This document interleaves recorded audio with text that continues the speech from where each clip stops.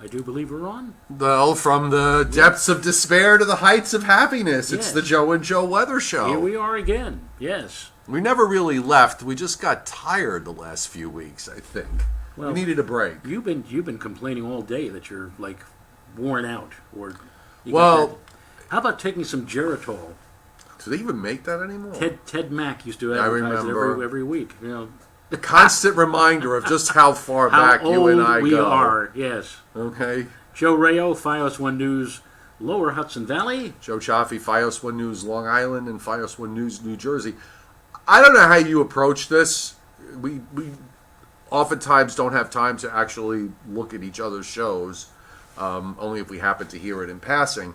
So I don't always get to hear exactly what you're doing. But I sort of took the approach that from now through at least the first part of Thursday, that there's the risk for a downpour or a thunderstorm or something at any time. Right. Although a lot of the time it may not be doing very much. And trying to figure out exactly when some of these downpours are going to happen is such a futile exercise sometimes, because the short-term models that we look at are pretty useless here. Right. They flare them up. They flare up one bunch, and then suddenly, no, it's the one behind it. So it really becomes a matter of just watching the radars from every couple of hours and see what's holding together and what isn't. And that's sort of how I approached it. The risk is there.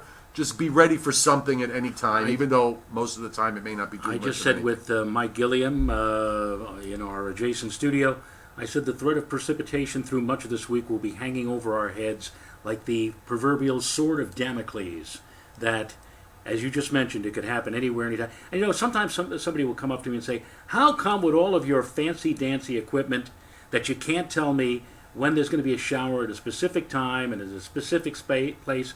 And I said, let me ask you a question. Have you ever been to Yankee Stadium? Oh, sure, I always go. He said, and you know that there are going to be foul balls hit into the stands during the course of the game? Yes. And well, how come you don't know where those foul balls are going to be? Exactly. I said, tell me in the fifth inning where the foul ball is going to land, in what section, And we can't do that. Well, I said, now you know the problem that we have sometimes. That we have sometimes. We can answer questions oftentimes on a broad scale. Yeah. But when you, as I always love to call it, one does not zip code forecast.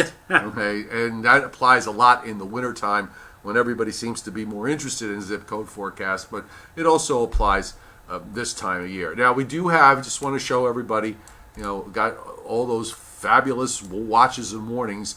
Got it's a narrow band of, it's a long band. It goes back all the way west into Missouri, but these are all flash flood watches, and there's some embedded flash flood warnings in there, but my point is that this really represents the frontal boundary that is stuck pretty much cutting across New Jersey at Route 195, across Pennsylvania right in half, maybe just along Route 78, and then extends back to Ohio, Indiana, Illinois, and back through Missouri.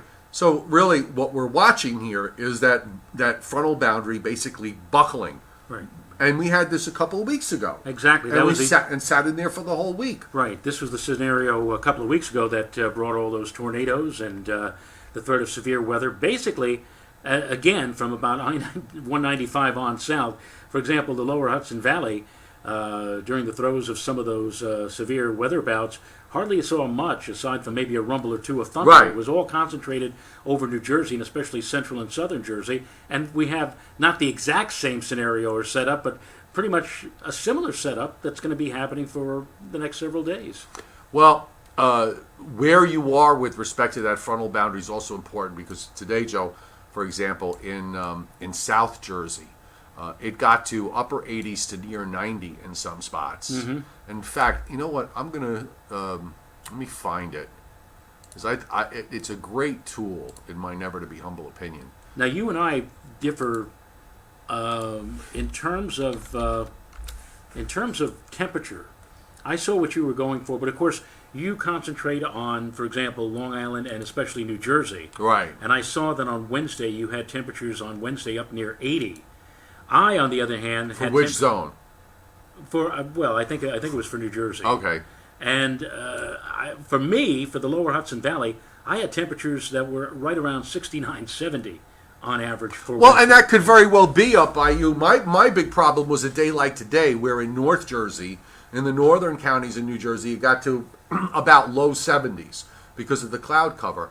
But it was from 195 south. It was in the mid 80s to near 90, and that's where all the severe. It wasn't even severe, but there were strong thunderstorms in South Jersey this evening. That's where the Storm Prediction Center Right. had its watch box up. And when you're putting out a forecast for basically, well, maybe not for the entire state, but for much of the state, and you say the high temperatures for later day 73 to 89, it doesn't look right, or it doesn't look No. good. But it's true. You have to say. But that's what it is. North to south. And yeah. I can remember instances where you get into the wintertime or late winter, early spring.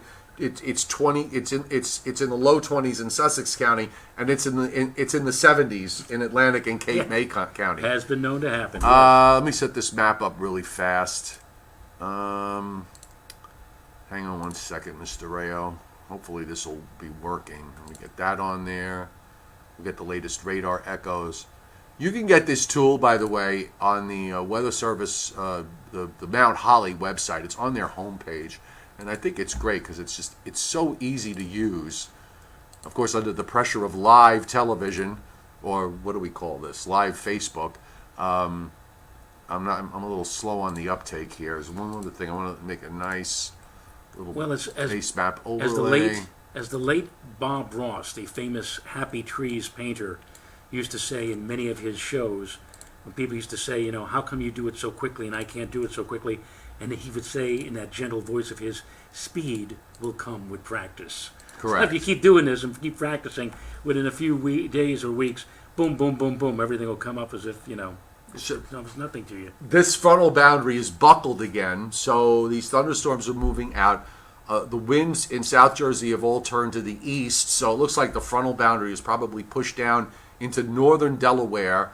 You head down to Baltimore and Washington, it's in the mid to upper 70s. The dew points are in the low 70s. Ouch. So somewhere in there is this front that was up near 195 is now pushed south. It's going to try to come back up at some point, but you see where all the radar echoes are at the moment. Right. And then when you look up north, Joe, back over through Pennsylvania, there's some light stuff here. See, and that stuff actually was stronger about 2 hours ago, and that's weakened.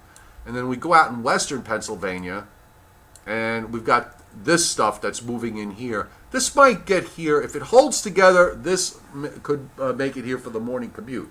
Right. In fact, earlier on in the day, some of the short-term models were suggesting, like for example, the HRRR and the 3-kilometer NAM as two examples. They were saying that there would be a pretty good shot of rain coming in after midnight and toward daybreak. And now we're seeing, unless that thing flares up now in the coming hours, but still, you just don't know in a pattern like this. No, you don't. With the moisture and the dew points and whatever. Let me bring that window up here. This is what's in western PA now. Right. And, we move this over here. In terms of conditions at 9:34, you still have those echoes. I had the window closed. I just want to show everybody over again. So that warm front has now kind of sunk back southward, so we'll wait to see what it does tomorrow. Let's take a look at, here's what the whole national radar looks like. Actually, on the wider shot, I just want to make the point that you've got, there's a weak trough that's moving through here now. You've got this stuff in the Ohio Valley. That's for tomorrow. You've got this stuff in the Southern Plains. That's for Wednesday. You've got the stuff in the Northern Rockies, and that's for Thursday. I thought that Thursday's situation, the last wave in this series, which should end this and take us into improving weather conditions maybe later Friday and for sure on Saturday. I thought the situation for Thursday, depending on where the low goes, could wind up being the best shot for widespread severe weather for somebody. It's not often that you see a 992 millibar low in Ohio in the middle part of June. In the middle part of June, yeah. Or even now, the latter part, because the 21st is Friday, and Friday is the also first day the of summer solstice. A few people have been mentioning the fact that it hasn't gone to 90 degrees yet. Well, it's still early. No, I know, but we've gotten used to seeing over the last number of years, a peppering of 90-degree readings in May and even in April. But this year we didn't get that. We got that one day where a couple of spots in Jersey got to 90, like Tom's River, which is a heat box to begin with. I don't know where the thermometer is, but that's been it. No one else has gotten to 90. And you're right. Just thinking about it, going the last 2 or 3 years, and I don't know. People might be wondering: is this a signal that maybe this will be a cooler than normal summer? It's a cooler. If it's cooler, it's going to be mainly due to the fact that we have so many clouds and these days of precipitation. I forget exactly. I think it was in 2014 or 2015. We had what I called the Garden of Eden summer, where we had many days of low humidity, temps in the 70s, and bright sunshine, and hardly anything in terms of heat, haze, and humidity. And I said if it could only be like this, all the summers. But then we had a few years of heat and humidity, and this year it's an enigma right now. Yeah. All right. So here's the HRRR model, and let me move it forward. So there you go. So there's the fabulous HRRR model, which lately has not done very well. It would suggest that the stuff that's in Pennsylvania now reaches New Jersey, the Hudson Valley, and Long Island tomorrow morning between 7 and 9 a.m., and then it's got a couple of stray cells after that, and another round tomorrow evening. I bet you if we looked at this 3 or 4 hours from now, it would have a totally different look. Right. So again, I think the mindset of knowing that the risk is going to be there pretty much at any time between now and Thursday, just be prepared for it, and trying to nail down the exact timing of precip is really very difficult. And by Friday, and especially Saturday, there'll be a nice fresh northwesterly breeze blowing, and that should help to dry the atmosphere out. And Joe, I haven't been keeping track, but it seems to me that going back to the early part of April, virtually every Saturday, regardless of what the weather pattern has been before that day or what happens after that day, Saturdays have been great. Right. Well, we've had a stretch of Fridays where we had rain every single Friday, and then it just stopped. Right. Right before, I think, Memorial Day. It works for me. This past Saturday was great. Sunday wound up clouding over, and some places got into showers and storms, other places didn't. Here's the situation on the GFS, Mr. Rayo. So it does have some downpours tomorrow morning, but it's further north than what the HRRR has. And keep in mind that this is the new. Yes, GFS. This is the new GFS now.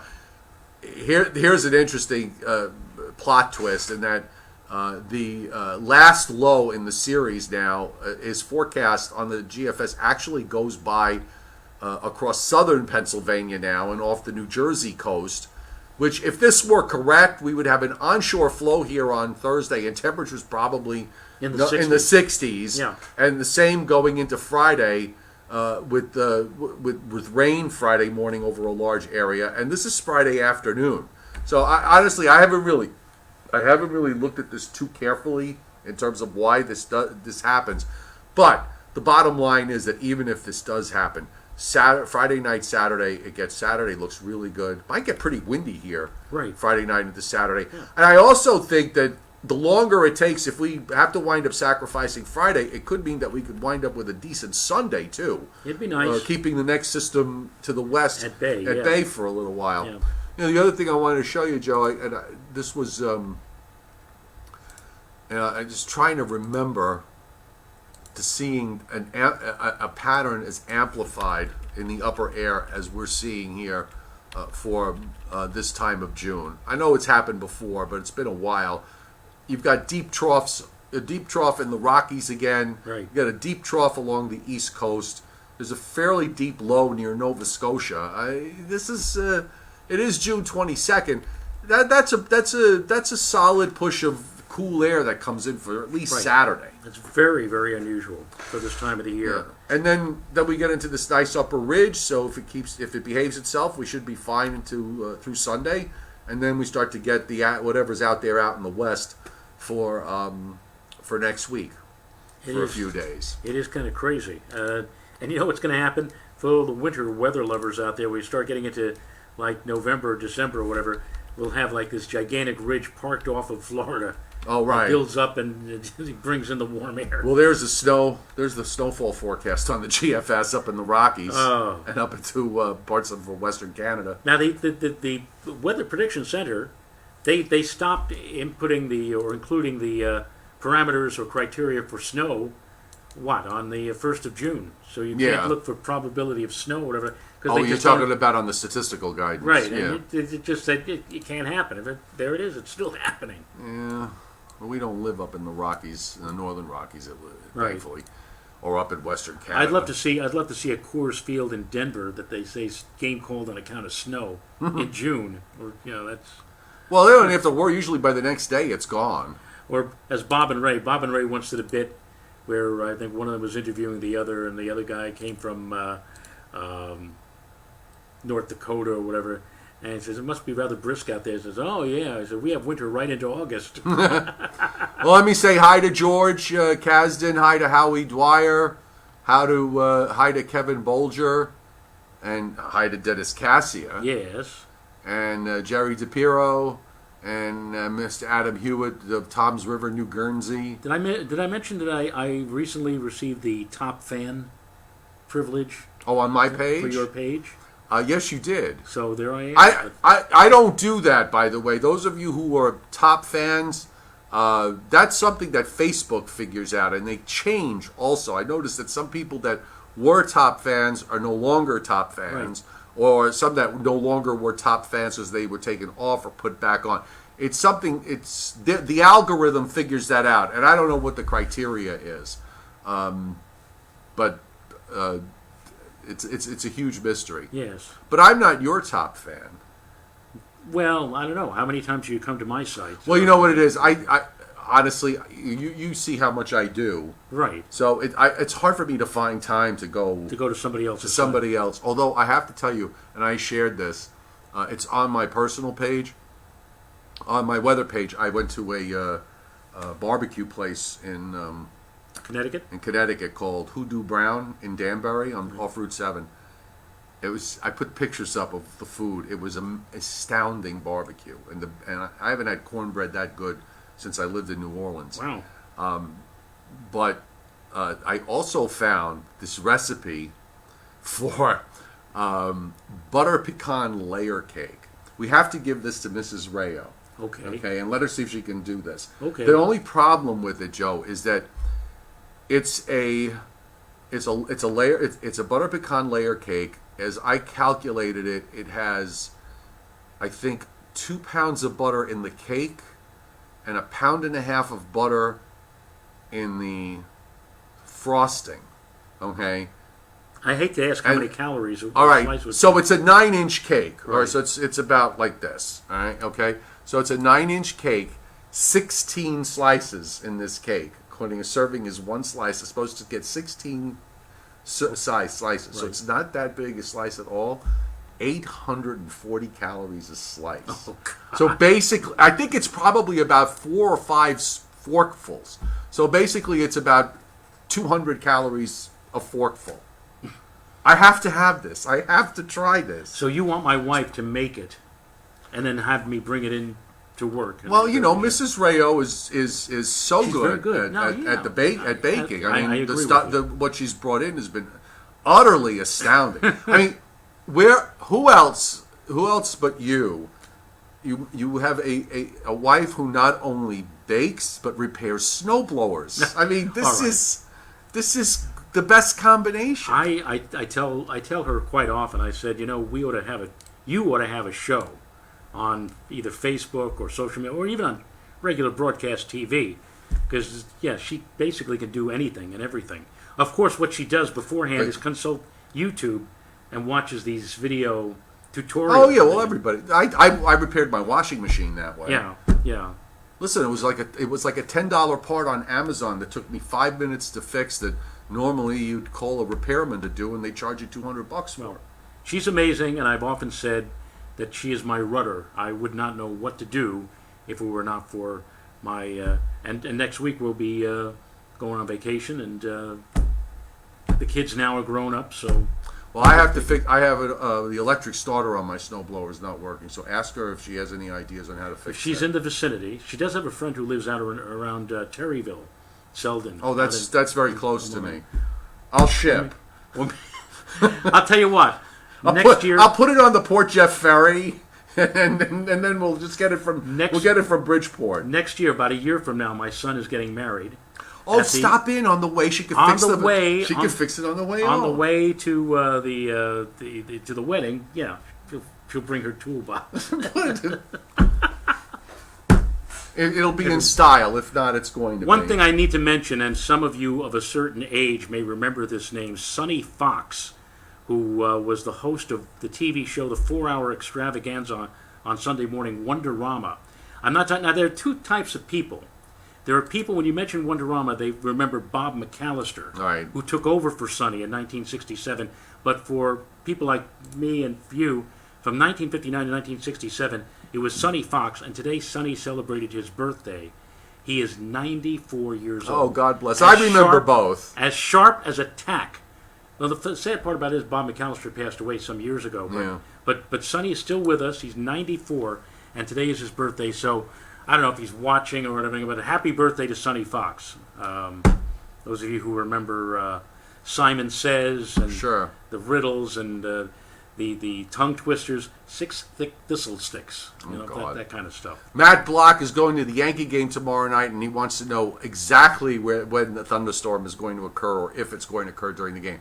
As I said from the beginning, the risk is there, so I can't really answer that now because the 24 hours from now, the profile may be slightly different. The thunderstorm, if there's downpours and thunderstorms, maybe they wind up going further north, further south, or right overhead. So I would just suggest, maybe around midday or early afternoon tomorrow, you check your radars and everything else, and prepare that there might be some downpours. I think the risk is there regardless of whether you're seeing them coming or not. And if they make a decision to call the game, they'll wait until after you have gone into the parking lot and paid your parking fee, and then they'll say, "We have decided to postpone the game until tomorrow." Right, like they did with the Met game last week. Today. Yeah. David Francis, yes. As a matter of fact, I'm born in East Harlem, raised and grew up in the Bronx, and that's me, and that's you. That's true. That's absolutely true. Went to the same Catholic school in Harlem. Yes, but Holy Rosary. You were a little bit ahead of me. You had that one teacher that I didn't get because we moved. Mrs. Quinn. Right, she's no longer with us. Well, and she's as last we checked, she's still no longer with us. Mrs. Quinn was a hybrid between Beatrice Arthur's portrayal of Maud and in The Wizard of Oz, not the Wicked Witch, but Elvira Gulch. You know what? I think that's a fairly good description. If you could take those two people and kind of meld them together, that was Mrs. Quinn at Holy Rosary, and I had her twice. I had her for kindergarten, and then I had her in the 2nd grade. My mom said later on, when I found out I had her for the 2nd grade, she said, "I never saw you cry so much." And in between, I had Sister Ursula, who was the world's tallest and largest nun. Yes. You know what? I was only there for kindergarten because then we moved to the Bronx. Right. And I think you followed shortly thereafter.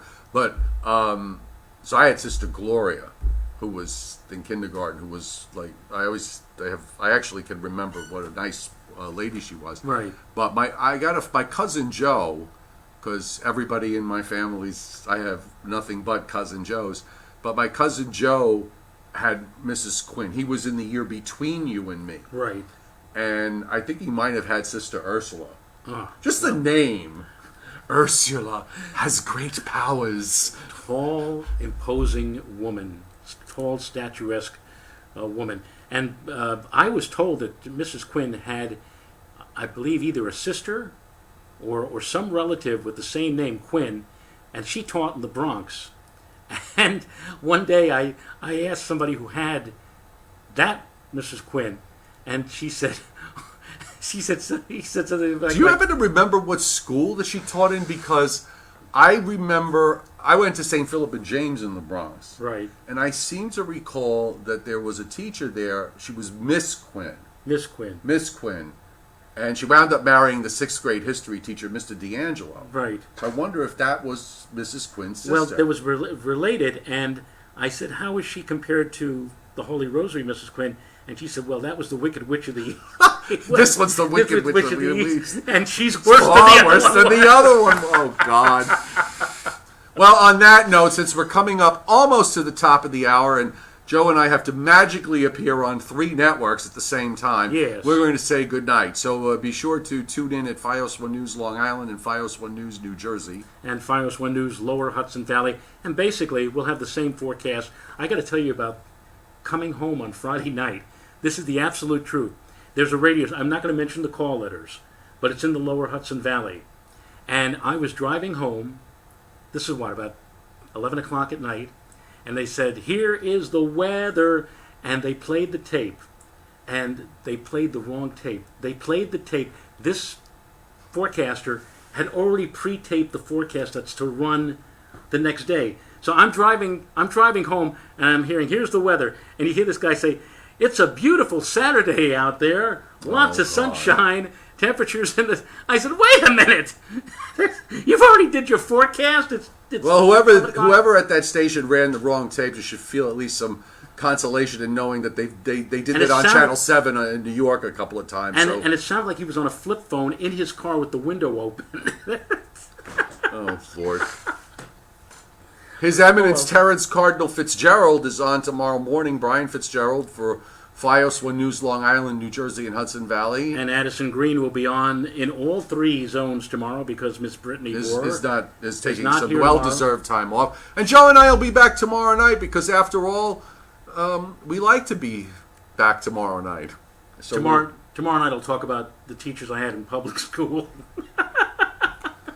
Now, I went to Catholic school pretty well through. I had I didn't have Sister Germaine. Sister Germaine? Germaine. Well, I'll leave it at this.